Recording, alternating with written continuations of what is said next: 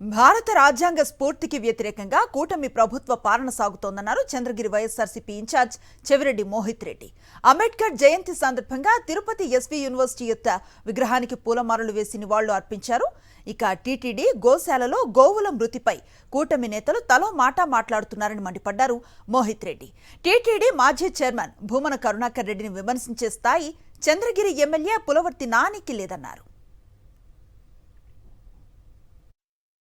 ఒక కమిషన్లు కోసం ఉండే ఒక నాయకుడు పులివర్తి నాని గారు, ప్రజల కోసం పనిచేసే నాయకులు భూమన కరుణాకర్ రెడ్డి గారు, అలాంటి నాయకుల గురించి ఈ విధంగా తప్పుడు మాటలు మాట్లాడడం నిజంగా చాలా బాధాకరం.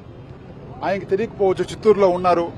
నిజంగా ఎలాంటి కార్యక్రమాలు చేశారంటే కొండ మీద ఎన్నో సంస్కరణలు తీసుకువచ్చి ఈరోజు ఎస్వీబీసీ ఛానల్ చూస్తున్నామంటే కరుణాకర్ రెడ్డి గారు ఆ రోజు ఆధ్వర్యంలో స్టార్ట్ చేసింది.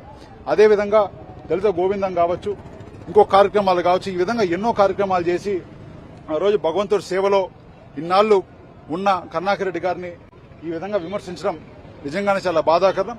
తప్పకుండా ఆయనకు అర్హత లేదని కూడా తెలియజేస్తున్నా.